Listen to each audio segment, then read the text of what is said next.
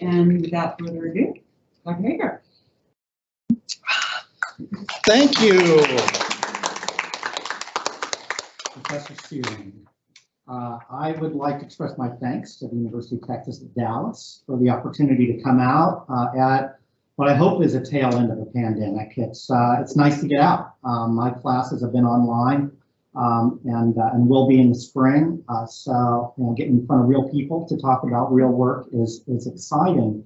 It's actually a sabbatical semester for me, which means I also don't get to see many people. I'm sort of holed up. I'm calling it embedded in a nonprofit organization in Phoenix and meeting with members of my research team, just focused on this particular project that I want to share with you today. So great to get out and share with you. My goal, I guess, is to talk for about 45 minutes and then gather whatever kind of feedback we can get or exchange that we can have, because feedback is important for me for this particular project. It's sort of the arena is new for me. The data analysis method is new to me. But my hope is to, once I've gotten some feedback on this is the second time that I presented it, is to then start putting presentation down on paper, and it can only be the best it can be if I've gathered as much feedback, criticism, and adjustment as I possibly can. So please absorb and help me adjust, and it'll be So I want to talk about a specific project, introduce you to it, show you how far I've come on that, but it starts pretty broadly. You see the title here behind me, technology adoption, which is a main focus, and it's sort of one of the elements of this new arena, substantively, that I mentioned that I'm dabbling in right now. But then there's this civic engagement leadership, which is very broad. That should cause us to think broadly from the outset about how does work get done in our communities? Who does that work? How do we organize to do that work? And a lot of nonprofit and philanthropic studies, especially on the management and the leadership side, have to do with the question of civic engagement leadership. We often don't put those specific words together, but it's my way of sort of thinking broadly from the outset. What might fall under civic engagement leadership? Well, I'm talking in a public administration, public affairs school, and so people in the audience might think about government first when thinking about engagement leadership, and certainly they are elements. I mean, they're organizers around political issues, advocates, and the politicians themselves who are agents of civic engagement leadership. Then there's government itself, our government agencies, program managers and bureaucrats that work in local, state, maybe even federal government, who we might think of as civic engagement leaders. So government is certainly part of that, but it's by no means all. We can find it across the range of different sectors. Even at the individual level, social media influencers are playing an increasingly large role in organizing people to engage in community in different ways. We can think back a few years ago to the Ice Bucket Challenge, where media influencers cause people to act in particular kinds of ways. So there's influencers here. All with government, there's going to be for-profit businesses, which will encourage their, at a minimum, encourage or give the opportunity for their employees to go out and work in community organizations. And then they even have people employed to organize their workers to go out for. Oh, we're going to spend this Saturday at the zoo. Everybody come out and work at the zoo, and whatever the underlying motivations of that corporation are, they are at least helping their workers to get out into the community and work in community organizations. So for-profit organizations, general, social, government, but an elephant in the room here is going to be our private nonprofit organizations, which are often created specifically for civic engagement purposes or for service delivery purposes. And so that's where a lot of the action happens in this particular space. We have these, what you might think of as more civic kinds of organizations, community organizations, membership associations and clubs, where people, whether or not there's service happening, there's at least engagement that's happening, an opportunity for people to to meet with each other and to volunteer in that space. There are the more bureaucratic nonprofit organizations where more of the volunteering happens, and we have executive management teams that are responsible for leadership, thinking strategically about engaging community and bringing people in to make those kinds of connections. But an important point here is connections. And I think this often gets overlooked in the broader sphere and thinking about how work gets done in the community. There's an HR function here that often gets overlooked. None of this happens magically, right? On the one hand, you have supply of people that want to get engaged in their communities. On the other hand, you have organizations, nonprofits, corporations, government agencies that have a mandate to either engage or to deliver programs in communities and want to bring that supply together and often do, but too often in haphazard ways, and are only really successful if they are strategic about managing those volunteers productively towards those various kinds of outcomes. That's why I put this in the middle, volunteer management units. And in the best cases, these are programs, often in nonprofit organizations, often in local government as well, that are very purposely about bringing volunteers into organizations and using them. It's real work. This is an HR function inside the best developed nonprofit organizations and local government. And in the best situations, volunteer management teams are doing all of these things. They have to be involved with management teams to strategically define the role of volunteers. If it's not done strategically, it happens haphazardly. We need to recruit prospective volunteers, and once recruited, we need to appropriately screen them and match them into assignments. It doesn't happen magically, it's an HR function. Once they're in the organization, we need to train these volunteers to work in these particular assignments, and not just train the volunteers, but often we need to train staff to work productively with volunteers. We've got the staff, we need a volunteer management function team that will carry out those particular roles. As that work is going on, volunteers should be appropriately supervised to make sure they're doing what we expect them to do, that they're happy in the role that they are in. We need to assess the work that they're doing. Are they happy? Are they productive in the work that they're doing? How many hours are they working? We need to assess to know, from a program evaluation point of view, are we getting the work done that we expect? But also we need to communicate to various stakeholders about, this is the number of volunteers that we have, this is the impact that we have. And without assessment, somebody carrying out that assessment, that work is not going to get done. Once work is done, or along the way, we need efforts to recognize the work of volunteers. Sometimes it's just a thank you for the work that you do, but there's also a variety of ways that organizations, in the best of times, will recognize and thank their volunteers. Because if we don't thank them, if we don't supervise them, train them, if we haven't appropriately screened them, volunteers will just walk away. The haphazard approach doesn't work. Without the appropriate sort of HR function here, they'd rather just as well work somewhere else, spend their time somewhere else, or go binge Netflix, right? Why work in your community if your time isn't being used productively? There's all kinds of other things you could be doing with your time.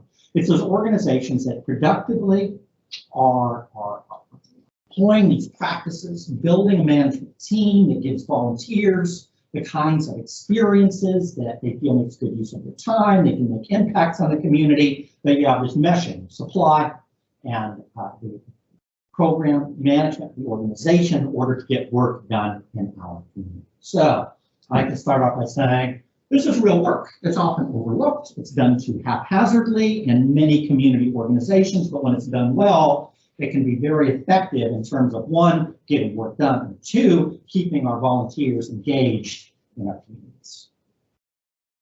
Here's an example, not too far to the north. You maybe went by here yesterday. This is a different breed, it's an animal rescue, which has a 12-acre dog sanctuary just north of McKinney. So the work that happens or gets done at a different breed doesn't happen magically, right? They were able to home 5,000 animals over the past 2 years with a small staff. How do you get that work done? Well, you engage an assortment of enthusiastic volunteers who are fostering animals, walking dogs, transporting animals from place to place, working special events. And that only gets done if staffers at a different breed have gone to the effort to recruit, make sure you're not getting our dogs to be involved in dog fights, but we're actually going to home them. All right, so we're matching volunteers to appropriate screening and matching them to appropriate assignments, and making sure that they're doing things that volunteers are doing things they want to do, but also things that need to be done so that these 5,000 dogs, animals, over a 2-year period can find new homes. One example, something is happening in the neighborhood of productive use of volunteers in order to get work done in our community. So, what am I doing? Well, we're looking at this question of effective volunteer administration, but for the first time, for me, I'm delving into this question of technology adoption. I say first time, I dabbled in it maybe 8 years ago in the pilot project, but it's my first serious dive into this particular space. Technology adoption, funded by AmeriCorps. Some of them had hoped to join us remotely today. I'm not sure that they're able to do that. They may look at this recording a little bit later. But this project I'm sharing with you today wasn't the first main project that was funded. I won't be talking today about something called the Volunteer Management Capacity Study, which was the main project that I've been focused on the last several years. What I'm talking about today is a supplemental study that AmeriCorps invited me to propose, and they agreed to fund. It's around the 2018 mark. And the focus here is volunteer administrators' attraction to use of particular technologies to get work done in their management of volunteers, or, and this is an important point, I think, their aversions to that technology. If they don't like the technologies, if the technologies aren't useful to them, they may be less likely to use them. And if they're not using them productively, we may not have either the productive volunteers or the happy volunteers that lead towards better civic engagement in our communities. And so my focus here is on technology use. I should say that this was proposed and accepted before COVID-19 came along. I think it's a universal question because, or a useful question at any time, because technology has become increasingly important in the work life, at least of work life in the United States. Certainly in my lifetime. I mean, I can remember a point where people didn't have computers on their desks. And we still see old movies where that happens. And you're like, geez, it's before computers. How do they even get work done, right? So our computers, and now more recently the internet, has crept into our work life and revolutionized our work life. To what extent has that happened in our charities? To what extent has that happened in our volunteer management units? How is that helping to facilitate their work in engaging volunteers? So I proposed this, and was accepted even before COVID-19 happened. So we had to stop for a year. We put it off for a year because we were worried the people we wanted to talk to weren't even working, they were too busy, or they were spending time with their families or taking care of parents rather than working in their jobs. So we put it off for a year. But during that year, man, it became all the more relevant. You know, I like to say tongue in cheek that for this project, COVID-19 was awesome, right? Because all of a sudden, the question of technology use to engage volunteers remotely at a time of change becomes an important question. It becomes a policy question for all of us internally in our organizations, but also for places like AmeriCorps that want to facilitate volunteering around the country. So, I hate the pandemic, but I love the conditions that it created for me to study this question of technology use by volunteer administrators. So. Theory, if that's the right word to use here. So what we're talking about here is technology adoption, technology diffusion. You might not be surprised to hear that scholars have been paying attention to this for the best part of the last 100 years, right? Because technologies have been diffusing into our lives in a variety of ways. When I was growing up in the 1970s, it was the microwave. Famously, there were no microwaves, and then a few people adopted them. And once people started saying that's pretty cool, there's then a bunch of people are adopting. And then once over half people adopt, almost everybody adopts it after that. So there's microwaves, and more recently there's the personal computers. There are ATMs. That I had to slowly get used to, and not just taking money out of the ATM, which not everybody would do, but now my ATM wants me to actually deposit checks directly into it without a deposit slip. Well, do I want to do that? Do I trust that this is going to work? This be easier. Now it doesn't even want me to put my checks into it. It wants me to stay home and take pictures of the checks and upload that to an app, right? So we have this constantly evolving technology, and we have scholars, we shouldn't be surprised, that are studying ATM adoption, that are studying doctors that are, their adoption of MRI machines. And so my question is about, well, how does this relate to our adoption of technology in the nonprofit space, and more specifically in the volunteer management space? The literature and approaches to studying technology adoption, technology diffusion is probably much like your fields and whatever you study. And that means that various scholars from various traditions look at that question through a variety of theoretical lenses, and everybody's measuring it differently and using different concepts. And that's just the norm, and it's awful for science that we're all looking at things through such different lenses, right? Interdisciplinarity can be awesome in some ways, but it's hard to build knowledge when looking through so many different lenses. That was certainly the case for this whole arena of technology adoption, which is looking at, you can see my laundry list here, right? One study may be looking at technology adoption through a lens of reasoned action. Another through a psychology lens of planned behavior. There were social cognitive arguments about why people might adopt or gravitate or reject certain technologies. Then somebody did something amazing that I suggest that we all aspire to, that will almost never happen in any of our fields. But if we can do this, we will become amazingly famous, like this one at Venkatesh, who was an eminent scholar in the business school at Virginia Tech, who back in a 2003 paper with some co-authors, he reviewed all of this, and he's like, look at this cacophony of different theoretical perspectives here. Let's not do this anymore. Instead, let's create I am going to create one unified theory that takes the major tenets of all these things and create a fairly simple, deceptively complex single theory. I'm going to call it the unified theory of acceptance and use of technology. And maybe we all aspire to, maybe somebody we can try this, and it doesn't work. Well, it worked in this particular case. In this 2003 article here, where he laid all of this, Google Scholar is showing 35,000 citations for this particular paper. So this is way out in the stratosphere in terms of influence on this particular field. I don't know if I'm overstating this, you cannot, for the past 20 years, do research on technology adoption without citing that paper. Right? Everybody cites it, and most people jump off of this Venkatesh et al. 2003 paper. So what does this unified theory look like? Pretty simple for the most part. I mean, this is clipped right out of 2003, right? Do you guys remember Word in 2003 where you make boxes like that?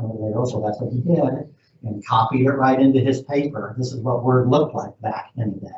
4 major forces: performance, effort, social influence, and facilitated conditions. I'll talk more about each of these here in a few minutes. He's saying these 4 things have a direct influence on your intention to use a particular technology, and your intention to use it should have a direct influence on your use of that technology. Pretty simple. right? And he uses the various, the literature to that point to help support this unified theory. It's a little more complicated than that. He said there's going to be some forces that don't have a direct influence, but will moderate those direct influences. And that's what's down here at the bottom. Gender, age, the amount of experience we have with technology, whether or not it's your idea to use that technology, should moderate. And everything doesn't moderate everything, right? Gender just moderates the first three, age all four, experience doesn't moderate performance, but so he has propositions, arguments, explanations about why he expects these things to matter, and under certain conditions, these things to matter to help us to understand behavioral intention to use a particular technology. So 20 years go by and 35,000 people pay attention to that particular article, and the main tenets of it are still very much in place. Like I said, it's been a very influential theoretical position here. But you know, there's people built on this over time. You still see, and this is my effort to sort of build what I'm doing in this TIVA study. You still see these four main, we'll call them constructs here, that are meant to influence behavioral intention. But there's a fifth here that has sort of come in, and we'll call it anxiety, which Venkatesh says, I don't expect that this is going to matter. He sort of talks about it a little bit in that 2003 paper, but he sort of lays it off to the side. But the field has gravitated more to the idea of anxiety towards technology influencing people's behavioral intention. So that's a fifth colored construct here, and these five that I'm suggesting might have a direct influence on behavioral intention. There's a couple of constructs, though, from the original UTAT model that I'm thinking should influence, moderate these relationships. And I've got them up here. Attitude toward technology and voluntariness. And again, I'll talk about these here in a minute. I'm just suggesting the same conceptual relationships, here, propositions here about moderation that Venkatesh does. But what you see here are the 1, 2, 3, 4, 5, 6, 7. We're going to call these constructs rather than variables.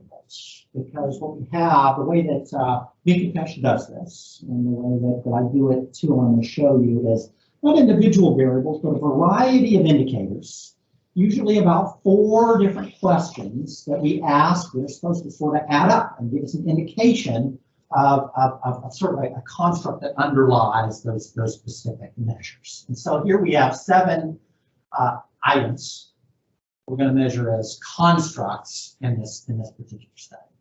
7 constructs, but there are other things going on. There are 3 variables as well. And they were in that theoretical position. Your age isn't a construct, right? It's just your age.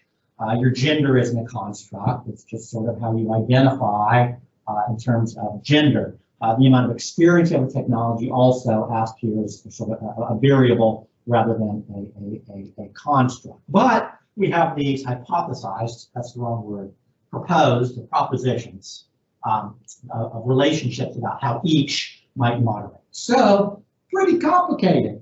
Should we expect all of this to sort of work as well for ATM adoption as we do for volunteer administrators and their work with technology? Maybe, we don't know. Nobody's ever studied it before, so I wanted to find out. What did I do? Well, I mentioned before that the Corporation for National Community Service, which has recently rebranded under their major program name, AmeriCorps, a federal agency, funded my effort to understand this particular question a little bit better. I didn't want to do it. I didn't want to do it myself. I want to do it myself. I wanted to work. In order to do the best research, I think you need to find partners who are going to help you to do a professional job. So I wanted to work with volunteer administrators. And so I wanted to talk to the field, and so partnering with someone in the field in order to talk to the field is highly recommended. In this case, I developed a research partnership with the Council for Certification and Volunteer Administration, CCVA. And they have about 1,000 people in the United States and Canada who work professionally in volunteer administration, gone to the trouble to have an active certification in volunteer administration. And so CCVA agreed to come on with me as a research partner. You know, I didn't represent it as this is a Mark Hager Arizona State project. You know, can I have the names of your CVAs? No, it was a full partnership, and they embraced that. They were great partners on this and helped me think through the project at every stage. But they did, importantly, give me a full list of CVAs and their email addresses and their phone numbers, and that became my population list. So I have this very defined population of about 1,000 people in the United States and Canada that have this particular condition. They have a current certification with the Council for Certification in Volunteer Administration. Data collection. You want a job done professionally, you go to the pros. So I went to the University of Chicago Survey Lab, who advised on research design, helped me to focus in better on the research, the survey questions that I wanted to ask, and ultimately collected the survey data. I said there are about 1,000 CVAs, but this is happening during the pandemic. Even though they're active CVAs, some of these folks had not done any volunteer administration over the past 12 months. Right, the organization may be completely shut down, or they may be furloughed, and they're not doing it. So when we learned about that condition, we removed them from the denominator. Right? They sort of fell out of the population. So our population, not just CVAs, but CVAs that were actively engaged in volunteer administration over the previous 12 months. So my denominator falls down to only 899 cases. Out of that 899, we've got 546 to give us survey data. 60% survey rate is, you know, pretty good as things go. And that's these are the folks I'm going to talk about today. I'm going to talk about the survey data. That said, I want to, in describing these constructs a little bit, I'll have some quotes, and you're going to say, where did those quotes come from? Well, these 546 people at the end of the survey, the last question says it's like, hey, thank you. And sorry, we know that, you know, with these closed-in survey questions, you don't really get to tell us what's going on. You're just answering a bunch of specific questions, and you don't get the flavor of what's really going on in your organization. But you check here, virtually, check here. If you're interested in maybe doing a virtual focus group with us in coming months. And out of this 546 people, we ended up over this past summer and spring having 33 virtual focus groups across the United States and Canada with 181 CVAs.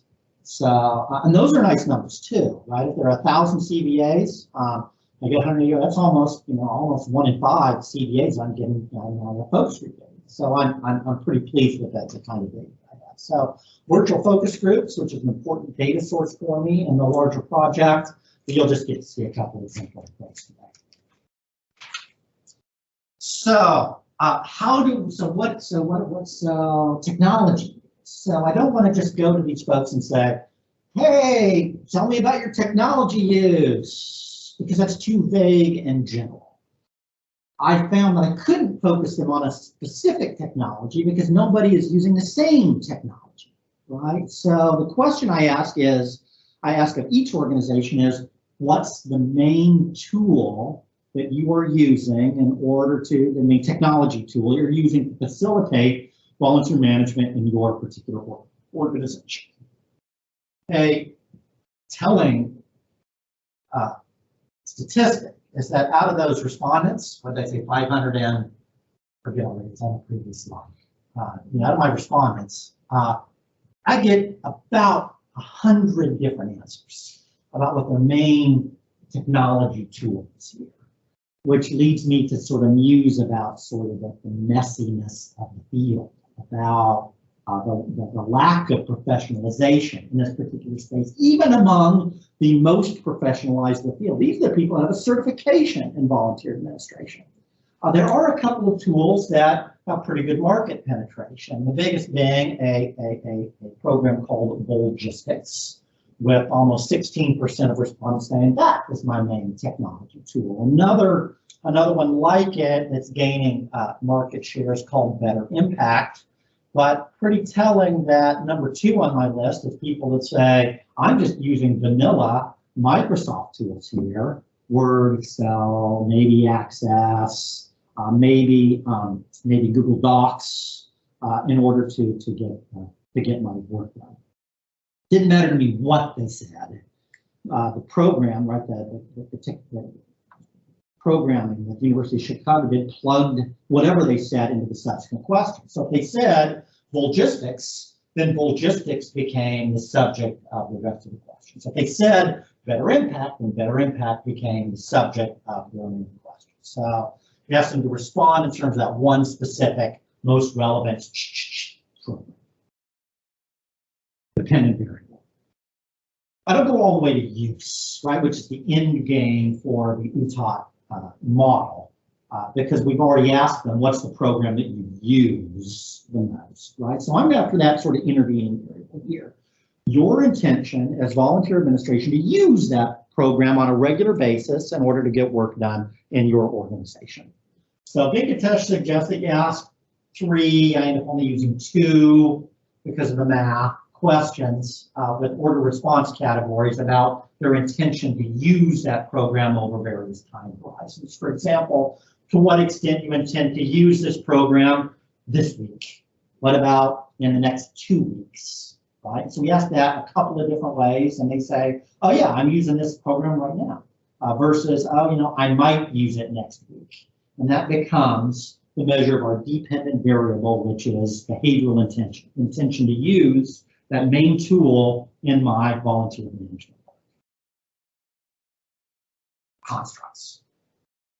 Right, they're the 4 main ones that Venkatesh lays out that he says should really influence our intention to use a particular technology. The big one here is performance expectation. Do I think that that technology is going to work well in getting work done, or the degree to which users believe that the system will help them to attain gains in job performance? In the first quote here, this DC Health Association is pretty enthusiastic about the use of Zoom in the pandemic. Zoom really has increased our engagement level tremendously. Pretty enthusiastic about Zoom here. This California Human Service nonprofit is more dubious about the use of Zoom because of concerns about access and equity issues when it comes to use of our remote technologies. Not everyone is going to be able to access Zoom. And because of the people they're trying to work with, they were certainly less enthusiastic about the use of this particular technology.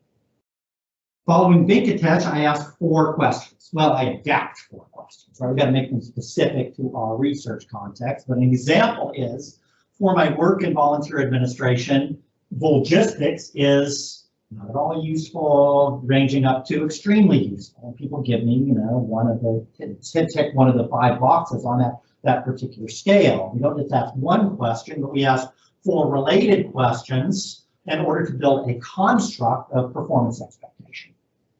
We do some diagnostics here to see how well these questions work together. I might remove them if the construct doesn't work particularly well. This is pretty good. My lambda level on this 4th one here is particularly low. I don't know what I think of this. It doesn't play very well with the other measures, but collectively, these 4 things work together well enough with the other diagnostics when we leave it in this particular case and work with these 4 measures, 4 indicators of this one construct of performance expectation. Secondly, effort expectation. How hard is it going to be to use that particular technology? Or the degree of ease associated with the use of the system. Sometimes technologies are expected to really ease our use. In fact, they should if we're going to use them.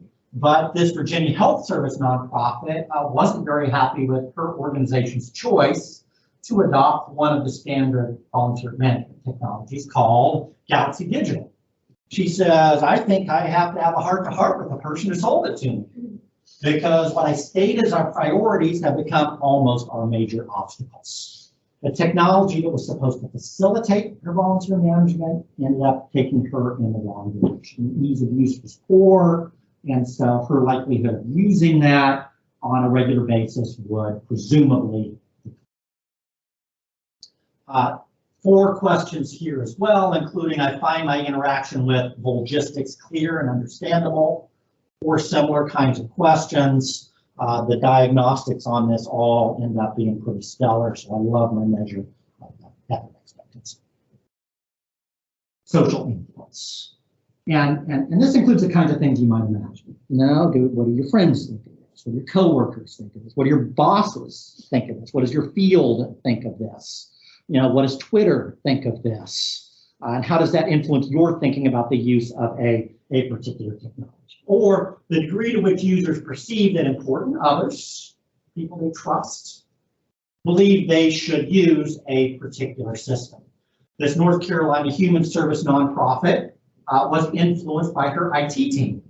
She was looking for a technology for recording of her trainings, and she said Loom was suggested to me by the shared services IT team. And because she trusted them, they were an outside influence that led her to adopt that particular technology. Less happy for this Wisconsin food pantry here, who her board members, who should be a social influence in all of our organizations, had sort of an unhappy response to her announcement that they were going to move their board meetings to Zoom.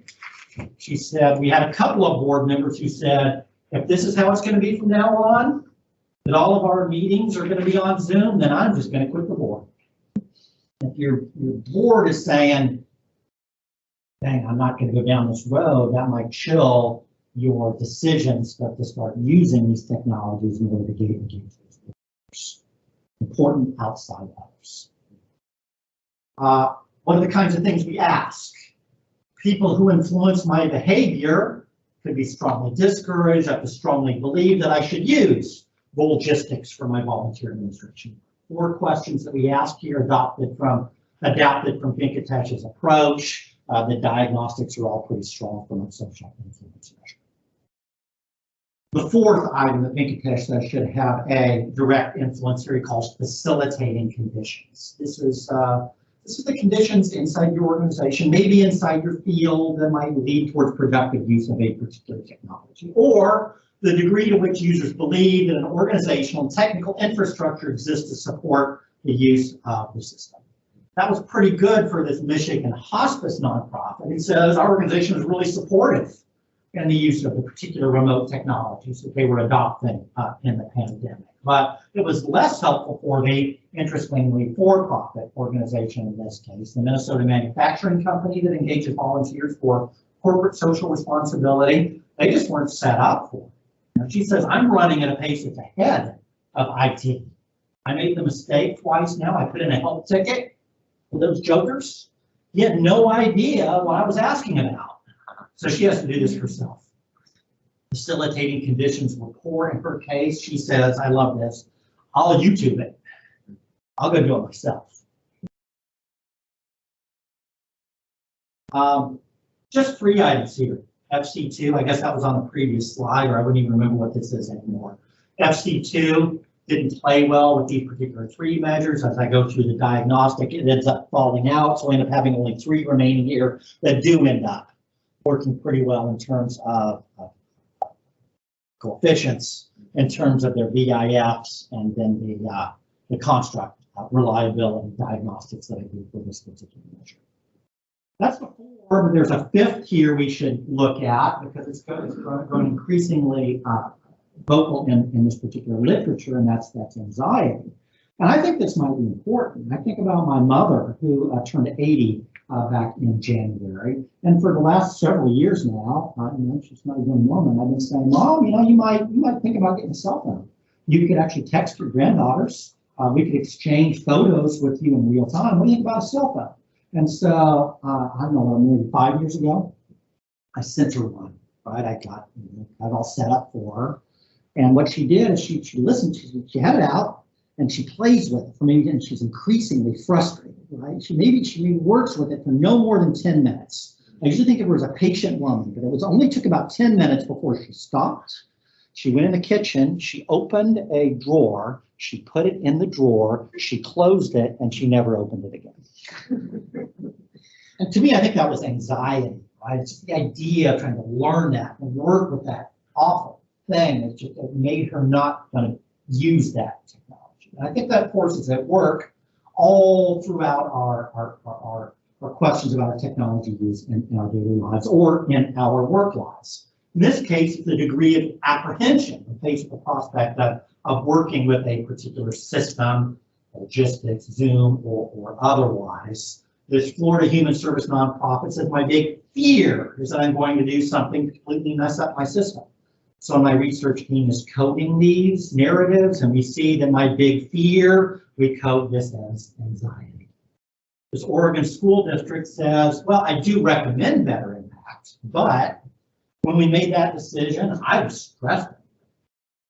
She got used to it over time, but initially she was pretty worried about the use of this particular technology. So again, we see that stress builder and we code this for anxiety. I think anxiety may be at work in ways that Venkatesh have not really fully appreciated in his 2003 article. He at least helpfully gave us a number of indicators that he would use. Thank you, Venkatesh. So I adapt them, including when I use logistics, I feel very confident to very apprehensive about using that particular program. 4 different measures here, all with strong diagnostics that give me, I think, a pretty strong measure of a construct of anxiety.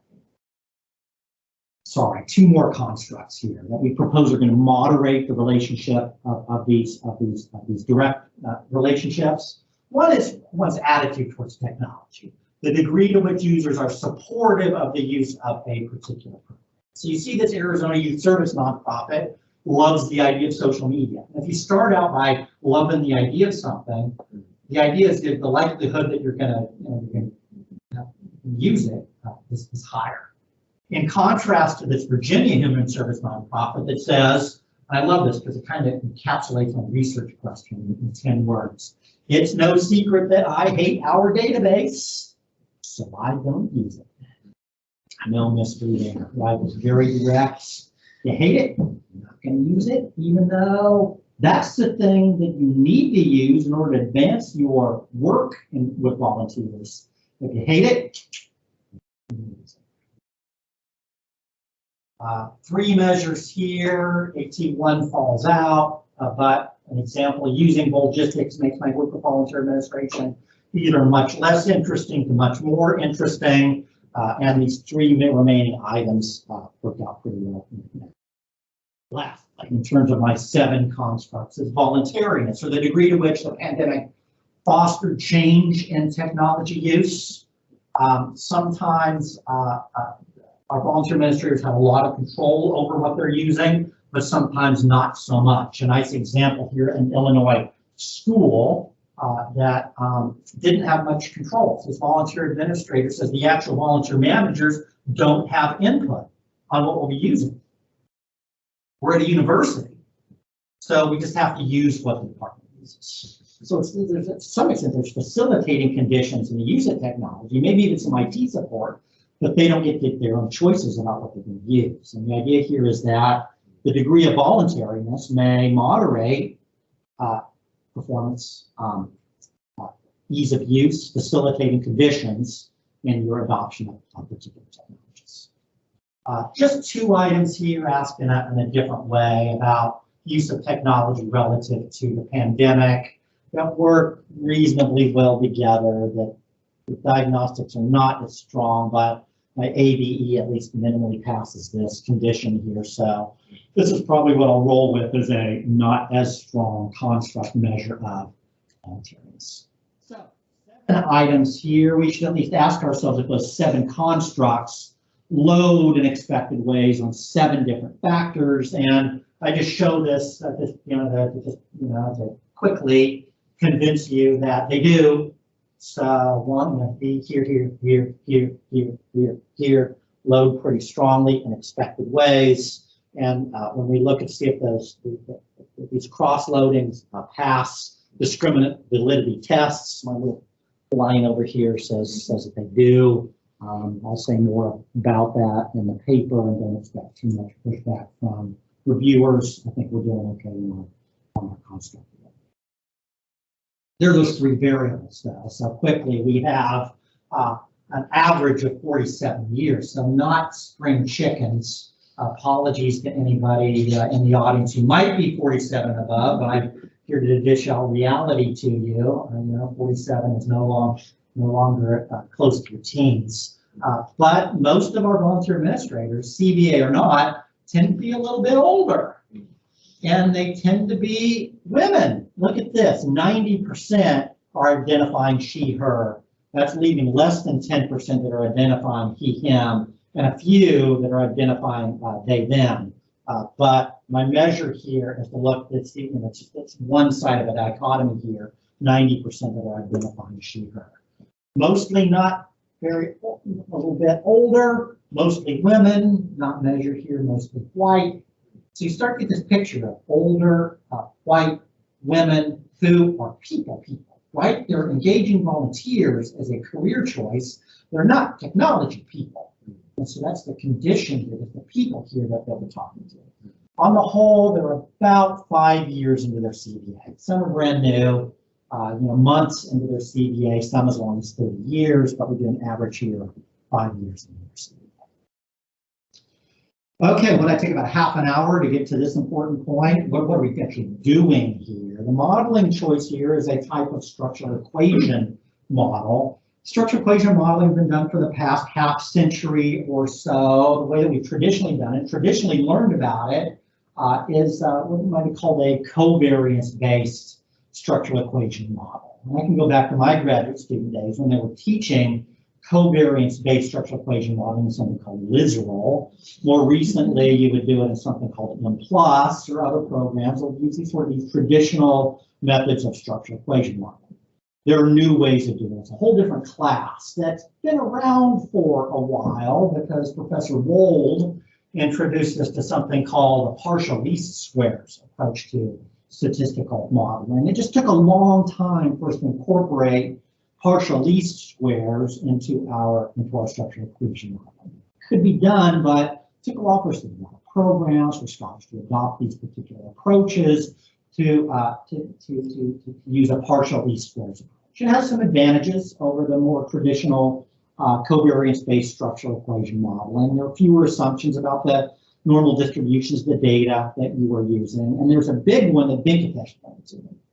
I am using PLS partly because Venkatesh is using it, right? If I'm trying to engage the UTOD model and he says, quote, we use PLS to test our model because we have quite a number of interaction terms and PLS is capable of testing these effects, and I'm going to gravitate towards a partial least squares structural equation model. But he's absolutely right about the reason for using it, right? His model is all about these moderating relationships, right? It's 15 to 20 of these moderating relationships, and that's just really hard to do in a covariance-based model in Lizarol or MPlus. But a PLS, partial least squares model, very nicely handles these moderating relationships. So we're on the PLS track.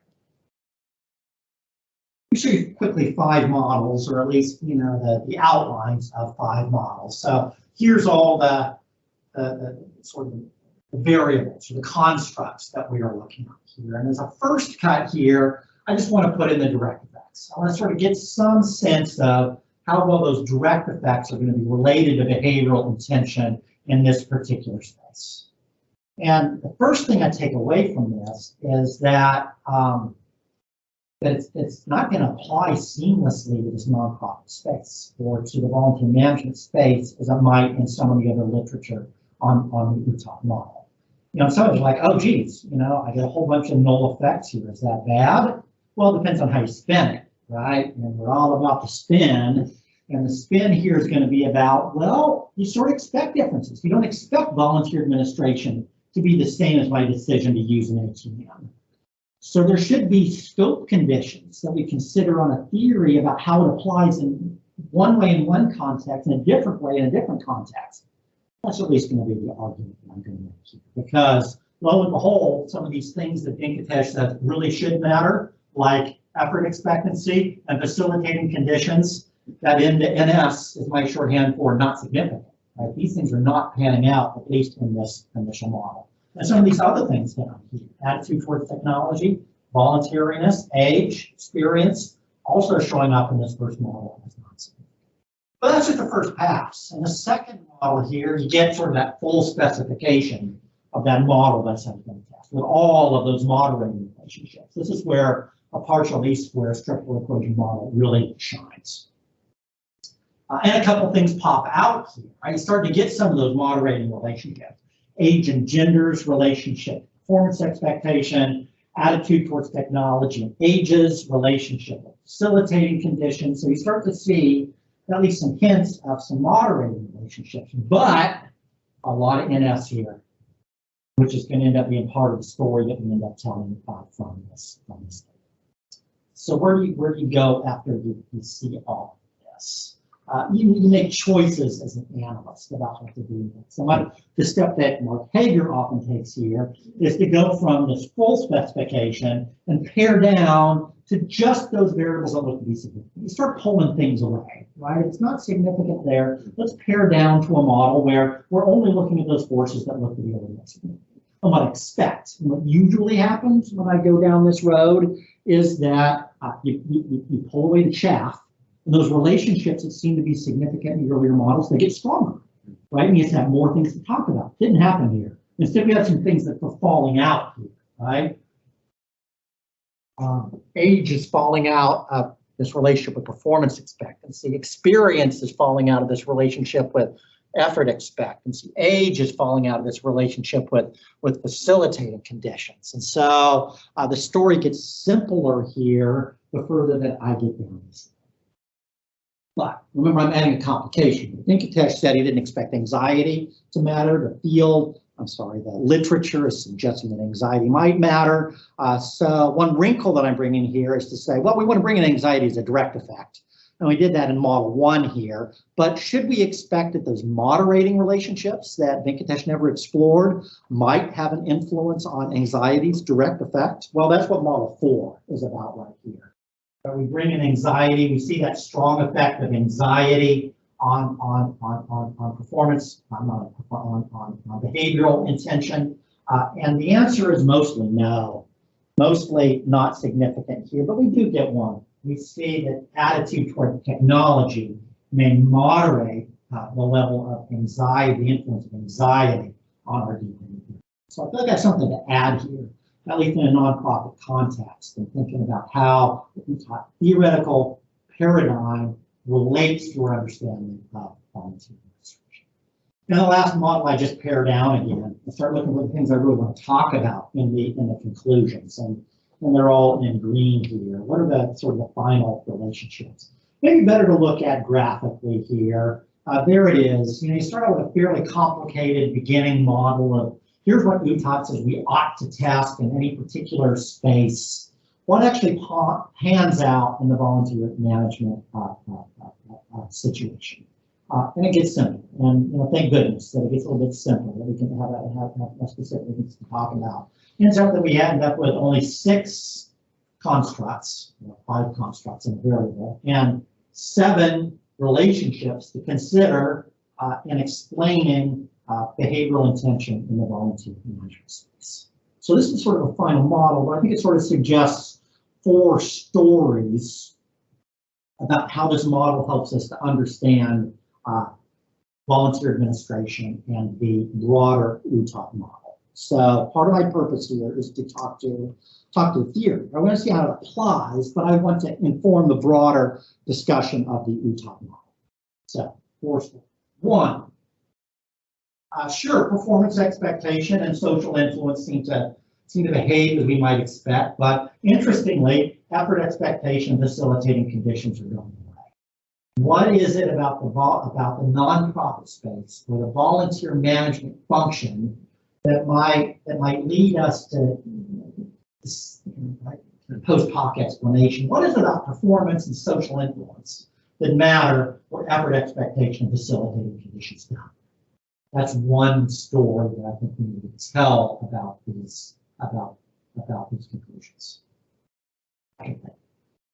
Even though Venkatesh suggests that we're going to have lots of moderating relationships here, I should count them up, 15, 20 different moderating relationships that he expects in this complex UTOD model. Very few of them actually pan out in this particular data collection effort. Really, it's only one, honestly, right?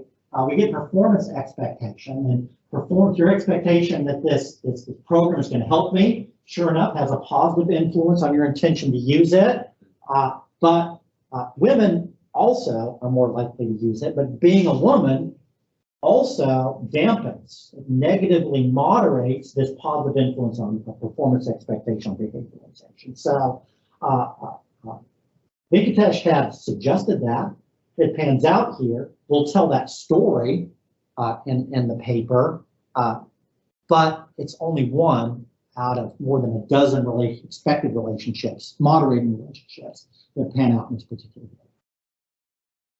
Third is this question of bringing anxiety more strongly into the literature, and about how that may matter, particularly in the nonprofit staff member case. So as anxiety increases, behavioral intention decreases. That's this negative relationship that we're seeing here. But that's moderated by attitude towards technology. Sure, you're anxious about using it, but if you've got a pretty positive influence towards, positive attitude towards technology, even if you're anxious about it, if you're positive about it, that will reduce, the influence of anxiety on your eventual use of that technology. So there's a story to tell about anxiety and about moderating relationships that hasn't been told in the literature that we'll be able to tell from this particular thing. Lastly, we get this unexpected direct influence of experience, which Venkatesh says should just be a moderating relationship. He doesn't even hypothesize strongly, propose this as a direct influence on behavioral intention, but it ends up panning out in this particular data. The thing is, it's in an unexpected direction. You see that negative relationship? The more experienced our CBAs are, as experience goes up, their intention to use the technology goes down. I'll use a little bit about that in my conclusions here. Mostly, I want to write the academic article, and so I want to talk about UTOD and how it applies in the nonprofit space. And so I want to talk broadly in this paper, at the end of this paper, about the implications for UTOD in the nonprofit space. So, sort of three broad thoughts here. One is about what's specific and what's important about the nonprofit context. So, performance expectation. That this technology is going to work for me seems to matter, but it doesn't. But the effort expectation seems not to matter. How well it's going to work is eclipsing the amount of effort that I put in. I think this has theoretical implications. But on the next slide, it's also going to have practical implications. Now, I'm a nonprofit worker. I'm willing to do as much as it takes and work, even if this technology isn't really geared towards me. It doesn't work very well. I have to work a little bit harder, but if I can get the job out of it, I'm going to be willing to put in the work. So performance seems to trump effort expectation. Secondly, in the same nonprofit context, what people think I ought to be doing. My coworkers, my friends, my bosses, my board, my IT team, that matters. That eclipses the facilitating conditions. I'm liking sort of facilitating conditions here to effort expectation, right? I got to put a lot of effort in here. Here, my facilitating conditions may not be strong. My nonprofit, they don't care about volunteer administration. They're not putting resources towards volunteer administration. They're adopting technologies that don't work very well for the work that I need to do. So the facilitating conditions might be strong, but the volunteer administrator is saying, that's not what we care about. It doesn't matter whether, the situation doesn't matter so much as what people think I ought to be doing in that situation. The social influence is eclipsing these facilitating conditions. Third thing I want to talk about theoretically is a role of what we might call these individual characteristics. Venkatesh says these shouldn't matter. He looks more at what he calls these structural characteristics. Performance expectations, effort expectations, right? Those facilitating conditions, and places a lot less influence on anxiety, attitude, experience would pop out in this study being a little more. So when I present my final model, I'll talk about how it relates to the nonprofit case. I want to talk more about the role of these individual characteristics in understanding technology adoption in the nonprofit case, and what that means for the UTOT model, maybe generally, but also its application in this particular condition. I want to think about practice too. I want to talk to theory, but I also want to bring these ideas back to the field. To the CDAs, I've already talked in a bit, written a bit for their newsletters, but they want to hear a little bit more about the deeper analysis. And the kinds of things I want to talk to them about coming out of this study are the kinds of things that you see on this slide. And the first two are just sort of practical implications from what we saw on the previous slide. They're willing to engage technology as long as it helps solve problems, focuses more on performance and less on the amount of effort that you put in. Well, that may have implications for strategy, for research, for resource distribution, for policy, knowing about sort of what nonprofit managers are doing. Second, the VRMs are accustomed to working autonomously to get work done. They care about what people think about what they're doing, but they know that they're often on their own to get work done, and they're going to figure out how to do this. They can benefit from that social support, especially to the extent that it smooths their anxiety about these particular technologies. The fourth thing I want to bring to the field has to do with sort of the age of these volunteers, not volunteers, these volunteer administrators.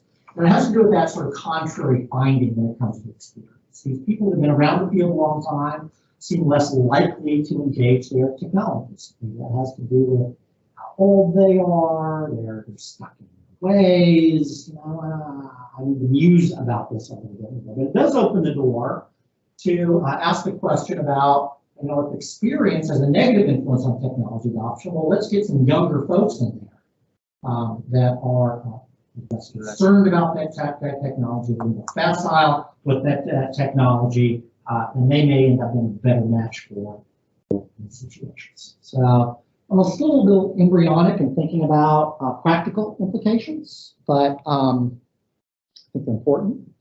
And we want to talk theory, we want to talk practice, and you see the basis I have: data, theory, and results that allow me to make specific claims about the UTOT model and how it applies in the nonprofit case. So, thank you for your attention.